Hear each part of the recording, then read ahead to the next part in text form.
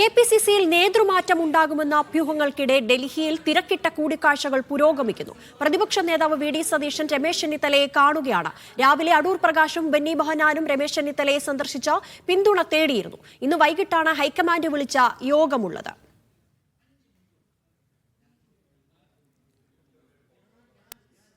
വിവരങ്ങളുമായി ധനസുമോദ് ചേരുന്നു. ധനസുമോദ്, പാർട്ടിയിൽ വലിയ പ്രശ്നങ്ങളൊന്നുമില്ല എന്ന് തന്നെ നേതൃത്വം പറയുമ്പോഴും ഇത്തരത്തിൽ കെ.പി.സി.സി നേതൃമാറ്റം ഉണ്ടാകണമെന്നുള്ള അലയൊലികൾ വരുന്നു. വിവരങ്ങൾ എന്തെല്ലാമാണ്?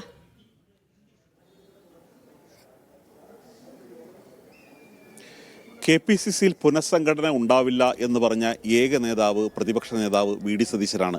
മറ്റു പാർട്ടി നേതാക്കന്മാരാരും പുനഃസംഘടന ഉണ്ടാകുമോ എന്ന ചോദ്യത്തിൽ നിന്നും ഒഴിഞ്ഞു മാറുകയായിരുന്നു. ഏറ്റവും ഒടുവിൽ വി.എം. സുധീരൻ അടക്കമുള്ള നേതാക്കന്മാർ ഇതിനകത്ത് കൃത്യമായ ഉത്തരം പറഞ്ഞിട്ടില്ല. തിരുവഞ്ചൂർ രാധാകൃഷ്ണനാണ് ആദ്യം മാധ്യമങ്ങളോട് സംസാരിച്ചു തുടങ്ങിയത്. അദ്ദേഹവും ഇക്കാര്യത്തിൽ കൃത്യമായ ഒരു മറുപടി പറഞ്ഞില്ല. രമേശ് ചെന്നിത്തലയും കൃത്യമായ മറുപടി പറഞ്ഞില്ല. അതേസമയം തന്നെ ഇത്തരത്തിലുള്ള ഒരു നീക്കം കെ.പി.സി.സി അധ്യക്ഷ സ്ഥാനത്തേക്കുള്ള ചരട് വലി വളരെ ശക്തമായി തന്നെ തുടരുകയാണ്. ഇപ്പോൾ ആദ്യം കണ്ടത് അടൂർ പ്രകാശാണ്. അടൂർ പ്രകാശ് എം.പി പിന്തുണ തേടി രമേശ് ചെന്നിത്തലയെ സന്ദർശിച്ചിരുന്നു. അതിന് തൊട്ടു പിന്നാലെയാണ് പിന്തുണ തേടിക്കൊണ്ട് മറ്റൊരു സ്ഥാനാർത്ഥിയായിട്ടുള്ള ഒരു കെ.പി.സി.സി ഒരു അധ്യക്ഷ പദവിയിലേക്ക് പേരുയർന്നു കേൾക്കുന്ന ബെന്നി ബെഹനാൻ സന്ദർശിച്ചത്. അവർ തമ്മിലുള്ളൊരു കൂടിക്കാഴ്ചയും 15 മിനിറ്റോളം തന്നെയാണ് നീണ്ടത്. ഇരു നേതാക്കന്മാരും അവരുടെ ഒരു ആവശ്യങ്ങളാണ് പ്രധാനമായും രമേശ് ചെന്നിത്തലയോട് ആവശ്യപ്പെട്ടത്. അതായത് കെ.പി.സി.സി അധ്യക്ഷ പദവിയിലേക്ക് ഒരു ഈഴവ വിഭാഗത്തിൽ നിന്നുള്ള ഒരു നേതാവ് വരണം എന്നുള്ള ഒരു നിലപാട് തന്നെയാണ് അടൂർ പ്രകാശ് ചൂണ്ടിക്കാട്ടുന്നത്. അതേസമയം തന്നെ ഒരു 3 നേതാക്കന്മാർ തുടർച്ചയായി വന്നെങ്കിൽ പോലും ആ വിഭാഗത്തെ കോൺഗ്രസിനോട് ചേർത്ത് നിർത്താൻ പറ്റിയിട്ടില്ല എന്നുള്ളൊരു കാര്യമാണ് പ്രധാനമായും അടൂർ പ്രകാശിനെ എതിർക്കുന്നവർ ചൂണ്ടിക്കാട്ടുന്നത്. പക്ഷേ അടൂർ പ്രകാശിന് കൃത്യമായ ഒരു മറുപടി അതിനകത്തുണ്ട്. അദ്ദേഹം പറയുന്നത് ഇതുവരെ വന്നത് ഒരു തൃശ്ശൂരിന് വടക്കോട്ടുള്ളവർ മാത്രമാണ്. തിരുവിതാംകൂറിൽ കൃത്യമായ സമുദായത്തിൽ സ്വാധീനമുള്ളവരില്ല. മാത്രമല്ല സമുദായ സംഘടനകളുമായിട്ടും അടുപ്പമില്ലാത്ത അധ്യക്ഷന്മാരായിരുന്നു 3 പേരുണ്ടായിരുന്നത് എന്നുള്ളൊരു കാര്യമാണ് അദ്ദേഹം ചൂണ്ടിക്കാട്ടുന്നത്. അതേസമയം ഒരു ജാതി മത ഒരു ലക്ഷ്യങ്ങളോ അത്തരത്തിലുള്ള ഒരു വ്യത്യാസങ്ങളോ പരിഗണനയോ ഒന്നുമല്ല കെ.പി.സി.സി അധ്യക്ഷ പദവിയിലേക്ക് ചൂണ്ടിക്കാട്ടുന്നത്, അദ്ദേഹത്തിലേക്ക് പരിഗണിക്കുന്നത് എന്ന് ചൂണ്ടിക്കാട്ടിയാണ് ബെന്നി ബെഹനാനും എത്തിയിരിക്കുന്നത്. ഈ മുല്ലപ്പള്ളി രാമചന്ദ്രൻ അടക്കമുള്ള നേതാക്കന്മാരുടെ പിന്തുണ ഇപ്പോൾ ബെന്നി ബെഹനാന് ലഭിച്ചിരിക്കുന്നു എന്നുള്ളത് തന്നെയാണ് ഏറ്റവും പങ്കുവയ്ക്കാവുന്ന പുതിയ വിവരം.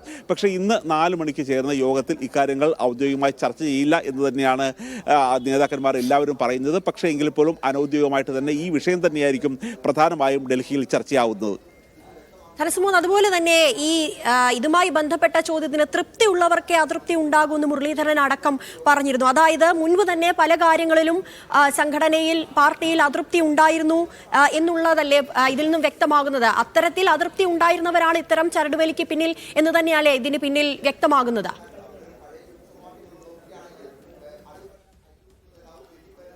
ഇതിലെടുത്തു പറയേണ്ട ഒരു കാര്യം, മുൻ കെ.പി.സി.സി അധ്യക്ഷന്മാരെ കൂടി ഈ ചർച്ചയ്ക്ക് വേണ്ടി വിളിച്ചിട്ടുണ്ട്, ഈ യോഗത്തിൽ വേണ്ടി വിളിച്ചിട്ടുണ്ട്. പക്ഷേ പ്രധാനപ്പെട്ട 2 നേതാക്കന്മാർ ഡൽഹിയിൽ എത്തിയിട്ടില്ല എന്നത് തന്നെയാണ് ശ്രദ്ധേയമായിട്ടുള്ളത്. അവരുടെ ഒരു അസാന്നിധ്യം കൊണ്ട് തന്നെ ശ്രദ്ധേയരായി തീർന്ന 2 പേരാണ് മുല്ലപ്പള്ളി രാമചന്ദ്രനും അതേപോലെ തന്നെ കെ മുരളീധരനും.